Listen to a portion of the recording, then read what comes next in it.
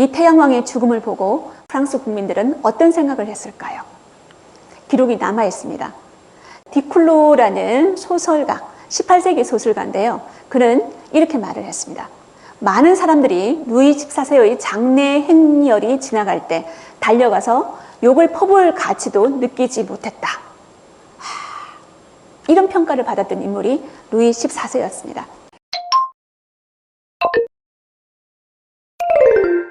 호락호락한 세계사 제36편입니다. 36편의 주인공은 루이 14세.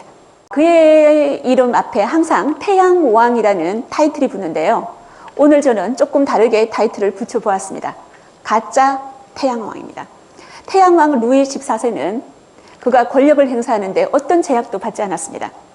그의 권력, 왕의 권력은 신이 부여했기 때문입니다. 천상천하 유아독존, 이 세상에서 절대적인 권력을 가졌던 그의 마지막 말 궁금하시지 않으십니까? 그의 유언을 살펴보도록 하겠습니다. 루이 15세로 앞으로 등극할 인물이죠. 증손자입니다. 이 증손자 앞에서 루이 14세는 유언을 남기는데요. 이 절대 권력을 가진 이 절대 권력자 루이 14세의 유언 이렇습니다. 아가야, 나를 닮지 마라. 그리고 이렇게 덧붙이죠. 아가, 너는 위대한 왕이 될 것이다. 건축물에 탐닉했던 짐의 취향을 닮지 마라. 전쟁을 좋아하는 점도 닮지 마라. 그들의 고통을 덜어주는 군주가 되어야 한다. 짐은 그렇게 하지 못했느니라. 짐은 그렇게 하지 못했느니라. 이렇게 유언해서 그의 회한을 엿볼 수가 있죠. 루이 14세는 태양이 되고 싶었던 절대 군주였습니다. 1643년에 태어나서 1715년에 생을 마감했던 유럽 역사에서 72년의 재위 기간, 최장의 재위 기간을 가졌던 인물이 태양왕인데요. 태양왕의 어린 시절은 굉장히 불행했습니다. 그의 불행했던 어린 시절을 들여다보도록 하겠습니다. 아버지 루이 13세, 어머니 안 도트루시입니다. 어머니 안 도트루슈에 대해서 잠시 이야기하고 가도록 하겠습니다. 안 도트루슈의 모습을 여러분들이 지금 보고 있는데요. 어떤 부분이 가장 아름답게 보입니까?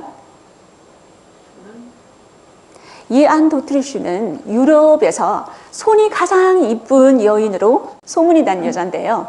손이 굉장히 이쁘죠. 이 안 도트루슈는 하얀 피부와 그리고 밤색 머리털을 가지고 있는 한 미모하는 그런 왕녀였습니다. 하지만 전혀 몰랐던 루이 13세한테 시집와서 사랑이 없는 그런 결혼 생활을 계속 지속했었습니다. 왜냐하면 이 프랑스 입장에서 봤을 때 당시 스페인은 적국이었거든요. 그러니까 적국의 남편, 적국의 아내 이런 식으로 결혼을 했던 인물이 루이 14세의 아버지와 어머니였습니다. 이 둘 사이에 자녀가 태어났습니다. 몇 년 만에 태어났습니까? 23년 만에 태어났습니다. 23년 만에 왕실에서 태어났던 옥동자 중에 옥동자가 누구냐 하면 루이 14세가 되겠습니다.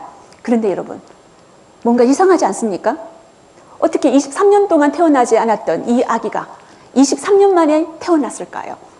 그렇기 때문에 당시 이 궁중에서 굉장히 흉흉한 소문이 많았다는 거죠. 영국의 역사가 휴로스는 이렇게 말을 했습니다. 루이 14세의 아버지 루이 13세는 매우 병약했다는 거죠. 자식을 낳을 수 없는 상태였다는 겁니다. 그래서 왕실에서 대리부를 몰래 들여가지고 아이를 낳았는데 그 아이가 루이 14세였다는 거죠. 여러분 혹시 이 대리부가 어떤 소설에 등장하는데요. 그 소설이 여러분들이 알고 있는 철가면입니다. 이 철가면에서 그 철가면을 쓰고 있는 그 주인공 루이 14세의 아버지였던 이 대리부일 거라는 어떤 상상 속에서 그 소설이 탄생했다는 거죠. 그리고요, 그 흉흉한 소문은 2년 뒤에 루이 14세의 동생 필리프가 태어나면서 잠잠해졌다는 거죠. 안 도트루슈와 그녀의 두 아들을 여러분들은 보고 있습니다. 꼭 딸처럼 보이죠? 공주처럼 보이죠? 왜냐하면 드레스를 입었기 때문이죠. 워낙 당시에 유산이 많은 데다가 아이들이 유년기를 지나면서 사망하는 일들이 비일비재했습니다. 그래서 여자아이처럼 이렇게 옷을 입혀놓으면 오래 생존할 수 있을 것이라는 막연한 기대감에 이런 드레스를 많이 입혔다고 얘기를 하죠. 자, 그런데요. 안도트리슈, 정말 손이 이쁘지 않습니까? 다시 한번 보고 가겠습니다. 정말 하얗고 긴 가녀린 손, 그 주인공이 안도트리슈가 되겠습니다. 이 안도트리슈, 그의 남편은 루이 13세였죠. 루이 13세는 41살 때 사망을 합니다. 루이 13세가 사망하고 난 다음에 프랑스의 섭정을 이끌었던 인물이 두 명인데요. 왼쪽에 안도트리슈입니다. 왕비였죠. 그리고 오른쪽에 줄 마자랭이라는 추기경이 되겠습니다.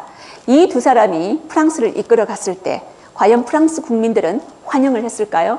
그렇지 못했다는 거죠. 왜냐하면 이 두 사람은 전부 다 프랑스 출신이 아니고 외국인이었습니다. 안도트리슈는 제가 앞서 이야기했듯이 스페인 출신이고요.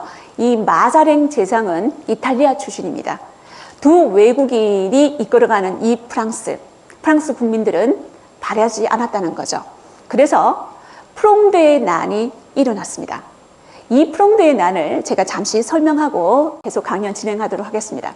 프롱드는 돌팔매 새총이란 뜻입니다. 왜 이런 이름이 붙여졌는고 하니 당시 어린아이들이 제상 마자랭 집으로 가서 돌팔매질을 했다는 거죠. 그의 집에. 그래서 붙여졌던 이름이 프롱드의 난이 되겠습니다. 마자랭과 안도트리슈가 섭정을 하면서요. 가장 심려를 기울였던 부분이 어떤 분야인고 하니 국가재정, 비어있는 국고를 채우는 일이었습니다.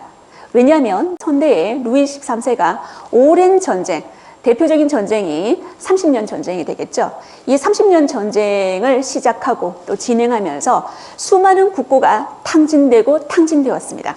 그래서 마자랭과 안도트리슈는 당시 면세 대상이었던 파리 고등법원의 법관들과 귀족들한테 세금을 부과하려고 했습니다.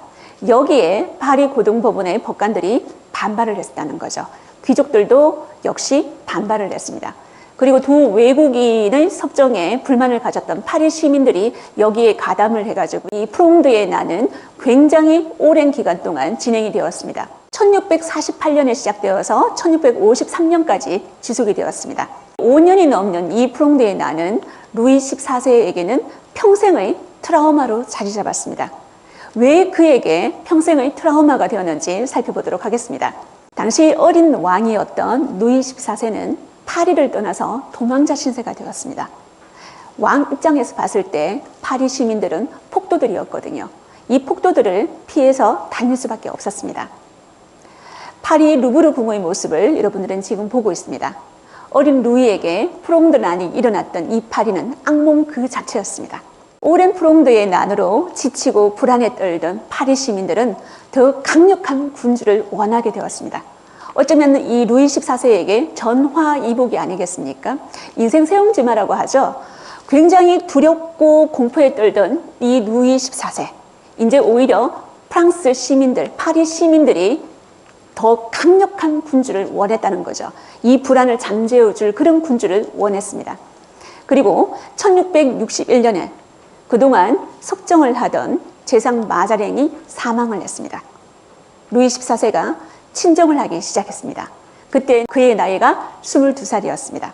그러면 이 절대 군주가 되었던 태양왕, 어떤 치세를 선보였는지 지금부터 살펴보도록 하겠습니다. 태양왕 루이 14세. 루이 14세가 친정을 시작하면서 제일 먼저 했던 반격이 있습니다. 귀족조사 사업이죠. 이 귀족조사 사업이 과연 무엇일까요? 바로 이겁니다. 귀족임을 스스로 증명하라. 귀족이 100년 동안 귀족임을 스스로 증명을 해내야 된다는 거죠. 서류를 제출해야 된다는 겁니다. 이게 당시 귀족들한테는 거의 악몽과도 같았는데요. 왜냐하면 국가에 의해서 인정받아야만 귀족이 되기 때문이죠. 왕이 인정해주지 않으면 더 이상 귀족이 되지 못합니다. 반드시 자신이 귀족임을 조상 족보를 뒤져야 된다는 거죠. 귀족 가문은 스스로 만들어지기보다 국왕에 의해서만 존립이 가능하다는 인식이 퍼져나가는 계기가 귀족조사 사업이 되겠습니다. 과거에 그를 공포에 빠뜨렸던 귀족들한테 루이 14세가 반격을 개시하기 시작했던 거죠. 두 번째 반격입니다. 그게 바로 베르사유 궁전이죠. 이 베르사유 궁전에서 루이 14세는 귀족들을 감시와 통제로 그리고 사치와 향약을 제공하는 채찍과 당근이라는 정책들을 펼치게 됐다는 거죠. 이곳은 귀족들의 늪이 되었습니다. 귀족들의 늪이 된 베르사유, 어떻게 탄생되었는지 너무 궁금하시죠? 이 베르사유 궁전 탄생 비하를 지금부터 시작하도록 하겠습니다. 이 프롱드의 난으로 루이 14세는 파리가 지긋지긋하게 싫었습니다. 이 파리를 떠나고 싶었겠죠. 그리고 그 대안이 베르사유라는 지역이 되었다는 거죠. 그리고 두 번째, 베르사유 궁의 모델이 된 푸케의 보르피콩트 성을 보았기 때문이죠. 이게 바로 루이 14세에게 베르사유 궁전을 짓는데 영감을 주었던 성이 되겠습니다. 푸케의 보르피콩트 성, 자세히 한번 살펴보시겠습니다. 지금의 베르사유 궁전하고 굉장히 많이 닮아 있습니까? 당시 이 푸케는 루이 14세보다 돈이 더 많았습니다. 그래서 더 멋진 궁전을 지을 수가 있었죠. 그러면 재무장관 니콜라 푸케를 잠시 여러분한테 소개해 드리겠습니다. 이 니콜라 푸케는 재무장관이었는데 재무장관보다 더 높은 재상이 되고 싶었습니다. 재상 마자랭이 죽었기 때문이죠. 그러면 왕한테 로비를 해야 되지 않겠습니까? 그래서 집들이를 하게 되었다는 거죠. 어디에서? 보르비콩트 성에서 집들이를 하게 되었습니다. 저는 이 집들이를 운명의 집들이라고 이름을 붙여보았는데요. 니콜라 푸케한테는 진짜 운명의 집들이가 되겠습니다. 그런데 보르피콩트 성을 보았던, 이 화려한 이 성을 보았던 루이 14세의 반응 궁금하시죠? 이렇습니다. 감히 누가 왕보다 더 화려한 궁전에서 살 수 있다는 것인가? 자, 이 말에서 루이 14세의 어떤 심리 상태를 짐작할 수 있겠습니까? 굉장히 화가 났겠죠. 분노했습니다. 어떻게 내가 살고 있는 성보다 더 화려하고 멋진 성에서 살 수 있단 말인가? 이런 그의 마음이 이 대사에 녹아 있습니다. 그래서 푸케는 어떻게 되었을까요? 루이 14세에 의해서 부정축제로 감옥에 갇히게 됩니다. 죄명은 부정축제지만 그 내용은 괘씸죄가 되겠죠. 부정축제로 감옥에 갇혔던 이 푸케는 18년 동안 감옥에 있다가 결국 감옥 안에서 사망하게 됩니다. 그리고 그의 부인은 추방을 당하게 되고요. 그의 모든 재산은 몰수당합니다. 다시 말해서 성 한 번 잘못 지었다가 가문이 풍비박산 나게 되었다는 거죠. 그런데 여러분, 이 부정축제로 감옥에 갇혔던 푸케, 이 푸케를 체포했던 인물이 여러분들이 다 알고 있는 삼총사 달타냥이 되겠죠. 이 달타냥이 푸케를 체포했습니다. 푸케를 감옥에 가두었던 루이 14세, 푸케의 보르피콩트 성을 건설하는 데 참여했던 모든 장인들을 끌어모읍니다. 건축가 르이 르보와 줄 망사르, 그리고 화가 듀브랭, 조경 설계사 앙드레 르노투르가 되겠습니다. 이 사람들로 하여금 다시 성을 건축하게 만들었죠. 그러면서 이렇게 말합니다. 푸케의 보르피콩트 성보다 더 뛰어난 성을 지어라. 뛰어난 성 지었습니다. 그 성이 베르사유궁이 되겠습니다. 이 베르사유궁은 수많은 당대의 프랑스 거장들의 합작품이 되겠는데요. 루이 13세의 사냥용 별장이었습니다. 이 별장이 화려한 변신을 했던 거죠. 베르사유궁은 그 이후로 절대 권력의 상징이 되었는데요. 이곳이 절대 권력자가 사는 곳이다라는 것을 알려주는 장소가 있습니다. 여러분들이 다 아시는 베르사유궁에서 가장 유명한 장소입니다. 거울의 방입니다. 이 당시에는 거울을 굉장히 구하기 힘들었습니다. 구하기 힘든 거울을 가지고 이렇게 멋진 방을 꾸몄다는 거죠. 여러분, 이 거울의 방의 길이가 총 73m입니다. 아케이드가 있죠. 이렇게 아치형의 아케이드가 있습니다. 17개가 되는데요. 수백 장의 거울로 이루어져 있습니다. 그리고 이곳은 프랑스 정치, 경제, 예술적 성공의 과시 공간이 되었는데요. 여러분, 우리가 보통 거울의 방에 가게 되면은 거울부터 보게 되는데요. 거울의 방에서는 거울을 보지 말고 천장을 보시기 바랍니다. 보통 이 천장화에는 천장화가 그려지는데요. 그리스 신화가 보통 많이 그려집니다. 거울의 방에 천장화는 그리스 신화가 아닙니다. 루이 14세의 앞선 17년간의 영광스러운 장면들을 이 천장화에 담았다는 거죠. 천장화를 보려면 우리가 고개를 들게 되겠죠. 하늘을 우러러 보듯이 루이 14세를 보게 된다는 겁니다. 이게 바로 절대 권력의 상징, 그 장소, 거울의 방이 되겠습니다. 그리고 우리가 베르사유 궁에서 또 한 번 감탄하게 되는 곳이 있죠. 아름다운 정원입니다. 이 아름다운 정원은 1400개의 분수로 이루어졌는데요. 특히 저는 여러분한테 이 분수를 소개하고 싶습니다. 아폴론이 이끄는 마차를 동상으로 장식된 분수입니다. 아폴론, 여러분들이 다 아시다시피 이 아폴론은 태양의 신이죠. 태양의 신이 마차를 이끌고 있다는 겁니다. 태양왕 루이 14세를 다르게 표현한 게 아폴론 동상이라고 생각하시면 될 것 같습니다. 1400개의 분수와 그리고 이 아름다운 정원에는 크다란 운하가 일자로 뚫려 있는데요. 굉장히 많은 물이 필요하겠죠. 그런데 베르사유 궁전은 높은 고지대에 위치하고 있기 때문에 물이 굉장히 부족합니다. 어디에서 물을 끌어왔을까요? 프랑스에서 가장 유명한 강이 있습니다. 그렇죠. 세느강입니다. 그 세느강에서 이곳까지 펌프로 물을 끌어올려서 이 많은 분수를 만들었다는 거죠. 이 베르사유 궁에서 루이 14세는 태양왕이 되었습니다. 태양왕이었던 루이 14세. 태양이 은하궤를 컨트롤하는 방법이 있겠죠. 그게 감시라는 거죠. 태양왕은 이곳에서 누구를 감시했을까요? 태양왕이 베르사유에 입주하면서 누구에게 입주 명령을 내렸습니다. 귀족들이죠. 귀족들은 가족을 데리고 베르사유 궁으로 입주하라. 이렇게 말을 했습니다.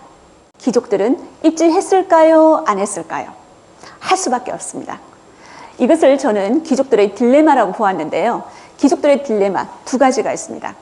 여러분들이 만약에 당시 프랑스의 귀족이었다면 루이 14세의 명령에 베르사유 궁으로 들어가겠습니까? 그곳에서 살겠습니까? 그곳은 감시와 통제가 있는 곳입니다. 감시와 통제를 받으면서 살아야 되는 이 공간에 귀족들은 갈 수밖에 없었다는 거죠. 자, 첫 번째는요. 가문의 영지를 관리하는 데 굉장히 소홀해질 수 있습니다. 왜냐하면 베르사유로 와야 되기 때문이죠. 그래서 귀족 세력의 기반이 사라질 수밖에 없는데요. 하지만 갈 수밖에 없다는 거죠. 정치와 사교의 핵이었던 베르사유 궁에 가지 않는다면, 거부한다면 지방 소기적으로 전락할 수밖에 없다는 겁니다. 이게 바로 태양이었던 루이 14세가 귀족들을 다루는 방법이 되겠습니다. 태양계에서 태양은 루이 14세가 되겠죠. 이 루이 14세에게로 진입하고 싶은 수많은 소행성들이 있습니다. 이 소행성들을 귀족이라고 생각하시면 될 것 같습니다. 이 귀족들을 분열시키고 그리고 경쟁하게 만든 사람이 루이 14세였다는 거죠. 루이 14세가 귀족들에게 던진 두 개의 올가미가 있습니다. 그 올가미, 첫 번째 올가미부터 한번 들여다보도록 하겠습니다. 굉장히 복잡한 의전이라는 거죠. 이 의전이 어떻게 해서 귀족들한테 올가미가 되었을까요? 보겠습니다. 당시 루이 14세는요. 눈에 보이는 모든 의전을 귀족들의 특권으로 만들었습니다. 지금 여러분들은 몰리에르라는 사람하고 아침 식사를 하고 있는 루이 14세의 모습을 보고 있습니다. 몰리에르는 앉아있죠. 식탁 의자에 앉아있습니다. 그리고 식사를 하고 있는 루이 14세의 바로 뒤에 귀족들이 있고요. 그리고 또 뒤에도 귀족들이 있습니다. 여기에서 누가 가장 큰 권력을 가진 귀족처럼 보입니까? 그렇죠. 루이 14세와 같은 식탁에서 밥을 먹고 있는 이 몰리에르가 힘이 가장 강하게 보이죠. 그리고 왕과 가장 가까운 거리에 있는 귀족들, 그리고 저 뒤에 서 있는, 입속으로 서 있는 저 귀족들은 조금 권력이 낮은 귀족으로 보면 될 것 같습니다. 왕을 씻기고 입히고 구경할 수 있는 특권은 이너서클에게만 주어졌는데요. 이런 일도 있었다고 합니다. 루이 14세가 굉장히 장이 안 좋았습니다. 하루에 14번 정도 배변 활동을 했었는데요. 이 배변 활동을 하면서 국정을 돌볼 수밖에 없었다는 거죠. 그러면 누가 이 왕의 병기를 대령을 해야 되겠죠. 이 왕의 병기 한번 보겠습니다. 이렇게 생겼습니다. 이 왕의 병기를 누가 대령할 것인가, 이걸 가지고도 귀족들이 다투었다는 거죠. 대단하지 않습니까? 그리고 또 하나, 이 베르사유에서는 의자도 권력을 알아보는 바로미터가 되겠습니다. 어떤 의자에 앉느냐에 따라서 그 사람의 권력을 가늠할 수 있다는 거죠. 여러분, 의자 중에서 제일 높은 귀족들이 앉는 의자는 어떤 의자일까요? 여러분, 등받이가 있습니까? 지금 앉아있는 의자에 팔걸이까지 있어줘야 됩니다. 팔걸이도 있고 등받이가 있으면 높은 귀족들이 앉는다는 거죠. 여기에서 팔걸이를 한번 떼볼까요? 그 다음 귀족들이 그 의자에 앉습니다. 이런 의자도 있죠. 보통 스툴처럼 생긴 의자 있죠. 그런 의자에는 한 3번째 정도의 지위를 갖는 귀족들이 앉아있다고 생각하시면 됩니다. 그런데 별 볼 일 없는 귀족들은요, 서 있으면 됩니다. 그래서 이 의자를 보면 당시 베르사유에서 어떤 권력을 가졌는지 짐작할 수가 있었다는 거죠. 루이 14세는 이 베르사유 궁에서 또 하나의 질서를 귀족들한테 부여를 했는데요. 그게 에티켓이 되겠습니다. 자, 그러면 어떤 에티켓이 귀족들을 옥죄였는지 살펴보도록 하겠습니다. 베르사유에 있는 이 출입 귀족들은 서열이 다 매겨져 있습니다. 그 서열마다 고유한 에티켓을 루이 14세가 부여를 했다는 거죠. 그리고 그 에티켓은 자주 바뀌었다는 거죠. 어느 날 루이 14세의 미팅에 이 귀족이 참석하지 못한다면 바뀐 에티켓을 몰라보겠죠. 그러면 망신을 당하게 됩니다. 그리고 귀족의 지위에서 한 등급 낮아지게 된다는 거죠. 이 에티켓을 가지고 루이 14세가 귀족들을 컨트롤했습니다. 대표적인 에티켓 하나 소개해드리겠습니다. 여러분들 많이 알고 있는 에티켓인데요. 황제를 만날 때, 귀족들이 황제를 만날 때 노크를 해야 되겠죠. 그런데 당시에 황제를 만날 때 그냥 이렇게 쾅쾅쾅 노크를 하지 않습니다. 어떻게 노크를 할까요? 새끼손가락 있죠. 새끼손가락에 손톱으로 살짝 끌고줘야 됩니다. 과연 이 소리를 루이 14세가 들을 수 있을지는 모르겠지만 그런 에티켓이 있다고 알려져 있습니다. 두 번째 올가미는 오락입니다. 이렇게 에티켓이라든지 복잡한 의전으로 귀족들을 옥죄였다면 두 번째는 조금 풀어줘야 되겠죠. 오락을 제공했다는 거죠. 이 베르사유 궁에서는 매일 저녁 춤과 음악 그리고 도박판이 벌어졌습니다. 이 도박판에는 행운이 오고 가겠죠. 행운이 오고 가는 도박판에서 귀족들은 잠시 시름을 잊을 수가 있었다는 거죠. 에티켓을 잊어버릴 수가 있었다는 겁니다. 그리고 또 하나 루이 14세가 귀족들한테 제공했던 게 있습니다. 귀족들의 사랑을 마음껏 나누게 만들었다는 거죠. 여러분, 이 베르사유 궁은 개방적인 성관계가 인정이 되는 공간이기도 했습니다. 왜냐하면 방이 많았습니다. 방이 2,300여 개나 되었습니다.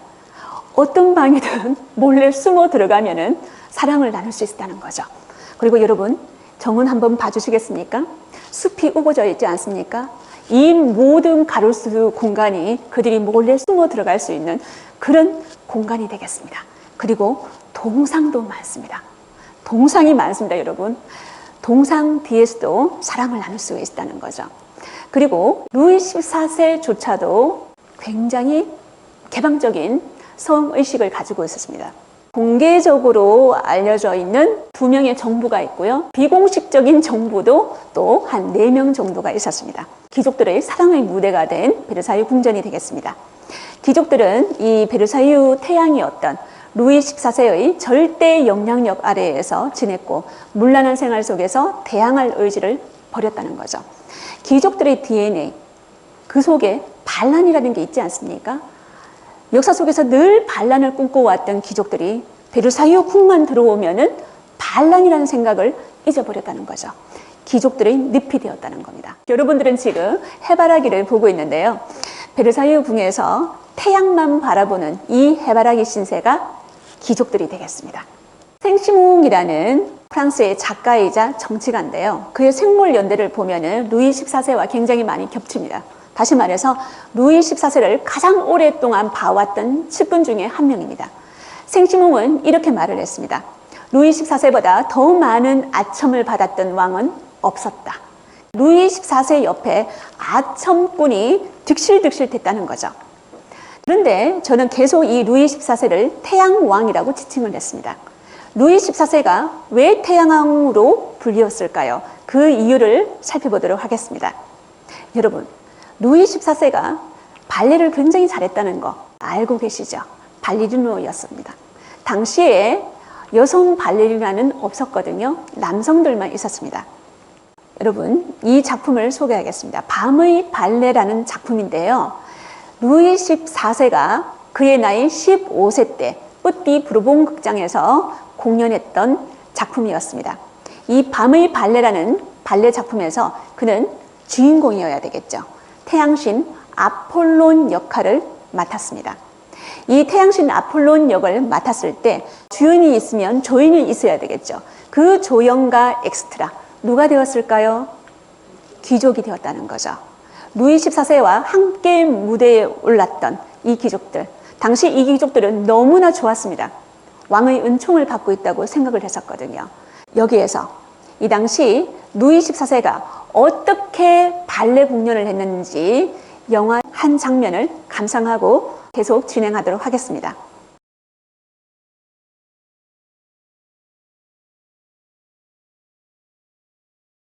이 발레 때문에 루이 14세는 태양왕이라는 별칭을 가지게 되었습니다. 루이 14세에게 이 발레는 곧 권력이었습니다. 그가 태양신으로서 귀족들을 발 아래 무릎을 꿇리면서 그의 힘을 과시하는 공간이었기 때문이죠. 자신 이외에는 누구도 5인치 이상의 굽을 금지한다는 칙령까지 발표했던 인물이 루이 14세였는데요.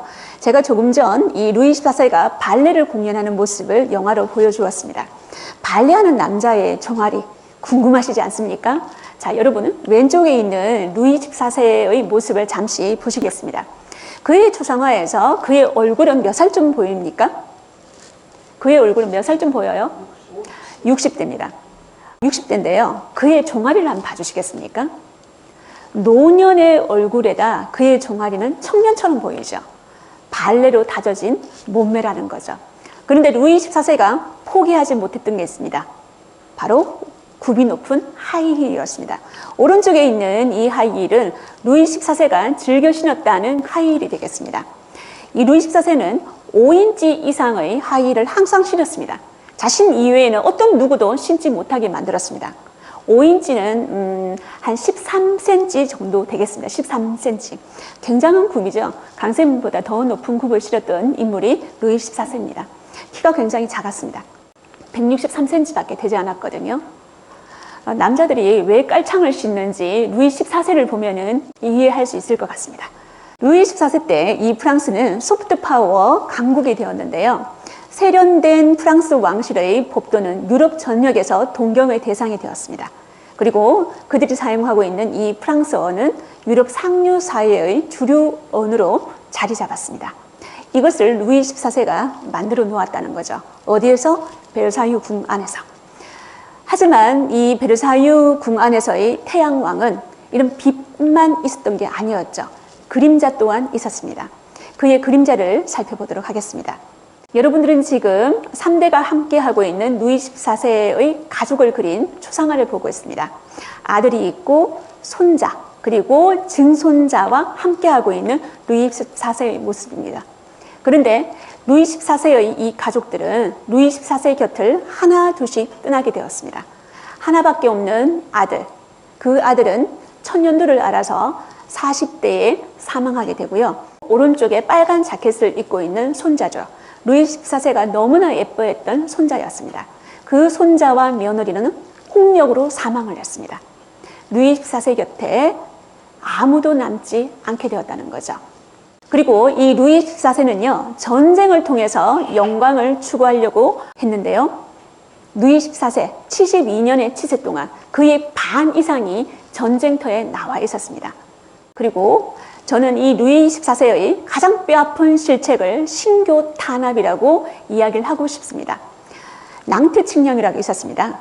앙리 4세 때 이 낭트 칙령을 발표해서 신교, 다시 말해서 프로테스탄트, 개신교를 인정을 했습니다. 모든 종교를 합법적으로 인정을 했는데요. 루이 14세 때 와서 이 낭트 칙령을 폐지해버렸습니다. 종교적인 관용을 포기했다는 거죠. 그래서 당시 신교였던 위고노들이 프랑스를 떠나기 시작했습니다. 여기에서 위고노는 잠시 설명하고 가도록 하겠습니다. 이 위고노는 개신교 중에서 칼뱅파를 믿고 있는 신교, 이 프랑스에 있는 이 신교도들을 위고노라고 하는데요. 이 위고노들 중에서 상공업자들이 굉장히 많았습니다. 상공업자들이 프랑스를 떠났다는 것은 프랑스 경제 면에서 굉장히 위기라고 할 수가 있었습니다. 그런데 이 위고노들 대부분 다 어디로 떠났을까요? 네덜란드로 떠나갔습니다. 이때부터 네덜란드는 부강한 나라로 거듭나기 시작했었죠. 그리고 태양왕 루이 14세의 마지막 그림자는 걸어다니는 종합병동이 된 그의 몸이었다는 거죠. 이 루이 14세를 계속 옆에서 지켜봤던 공정수석의가 있습니다. 다시 말해서 주치의가 되겠습니다. 항상 이 국왕 루이 14세를 진찰하고 난 다음에 건강일지를 작성했는데요. 그 건강일지에는 이런 내용들이 적혀 있습니다. 국왕은 식탁에서 일어나서 변기로 달려가 구토하려 했는데 식은땀이 나고 맥박이 약해졌으며 호흡곤란을 동반했다. 근데 엄청난 양을 개원했는데 썩은 음식과 비슷한 지독한 냄새가 났다는 거죠. 몸 상태가 엉망이었다는 겁니다. 특히 이 루이 14세가 가장 힘들어했던 부분이 뭐냐면 치아 부분이었습니다. 40이 되던 해에 모든 치아가 없어졌습니다. 발치를 다 해버렸다는 거죠. 그 당시에 마취제가 있었습니까? 없었습니까? 없었죠. 마취를 하지 않고 발치했던 의사가 루이 14세의 이를 다 뽑아버렸다는 거죠. 그런데 그 의사가 너무나 힘이 셌던 모양입니다. 치아만 뽑아낸 게 아니라 입 천장까지 다 뽑아버렸다는 거죠. 다시 말해서 천공이 생겼습니다. 입과 코가 연결되었다는 거죠. 루이 14세가 물을 마시면 코로 나오는 그런 일들이 비일비재했다고 하죠. 얼마나 고통 속에서 살았을까요? 그 사람이 루이 14세였습니다. 그런데 루이 14세가 포기하지 못했던 게 또 하나 있습니다. 뭐였을까요? 대식가였다는 거죠. 하루에 4끼, 5끼는 기본적으로 먹어야 되는데요. 이거 없어서 소화를 못 시켰다는 겁니다. 그래서 화장실에 자주 갔다는 겁니다. 그리고 이 루이 14세는 통풍을 알았습니다. 얼마나 그 고통이 심했는지 통풍을 알아본 사람들은 알 겁니다. 걸어다니는 종합병동 루이 14세의 마지막 모습입니다. 그는 절대 권력자였습니다. 태양왕이었죠. 태양왕의 죽음을 여러분들은 보고 있는데요. 77세 때 그의 생일 4일을 남겨놓고 그는 눈을 감았습니다. 태양왕이 죽었을 때 이 태양왕의 죽음을 보고 프랑스 국민들은 어떤 생각을 했을까요? 기록이 남아 있습니다. 디쿨로라는 소설가, 18세기 소설가인데요. 그는 이렇게 말을 했습니다. 많은 사람들이 루이 14세의 장례 행렬이 지나갈 때 달려가서 욕을 퍼부을 가치도 느끼지 못했다. 이런 평가를 받았던 인물이 루이 14세였습니다. 장례 행렬이 지나가는데 욕 퍼부을 가치도 느끼지 못했다는 거죠. 시민들로부터 버림을 받았던 사람, 그 국왕이 태양왕 루이 14세였습니다. 그래서 저는 이 프랑스 혁명의 씨앗은 이때 뿌려진 햄이다라고 생각을 합니다. 그가 태양왕으로서 베르사유에서 만든 절대 왕정이라는 모래성은 결국 얼마 가지 못하고 1789년 프랑스 혁명에서 무너졌다는 거죠. 여러분, 저는 오늘 가짜 태양왕이라는 주제로 강연을 했습니다. 태양이 위대한 이유는 자신을 태워서 세상을 밝히기 때문이죠. 그러나 태양왕이라 불린 루이 14세는 가짜 태양이었습니다. 그의 빛은 자신이 아닌 귀족과 백성의 희생으로 얻은 것이기 때문이죠. 여러분 진짜 태양 같은 삶을 사시길 바라면서 호락호락한 세계사 제36편을 마치겠습니다. 감사합니다. 죽도록 싫었다 하는 말 이런 말은 사투리가 되겠죠. 그 당시 건축가 루이 르보가 있겠고요. 질 망사르, 그리고 화가 샤를 듀브르eng이 있습니다. 조경 설계사 앙드로 르노트르가 있는데요. 잠깐만요. 이름이 자 죄송합니다, 여러분. 죄송합니다. 다시 한번 해보겠습니다. 제가 불어를 하지 않아서, 불어는 굉장히 낯선 언어라서. 여기 앉아있는 귀족들 더 이상 없습니까? 방이 많지 않습니까? 이 베르사유 궁에는 2300여 개의 방이 있다고 합니다. 사랑을 나누기 굉장히 좋은 시스템이 되겠죠. 그리고 잠깐만요. 말을 하려고 하니 부끄러워서 잠깐만. 이거 빼고 할게요. 해도 괜찮습니까? 너무 부끄러워서. 자, 하겠습니다. 부끄럽지만 제가 뭐 이 나이에 부끄러울 게 또 못 있겠습니까? 모둠을 던져보겠습니다.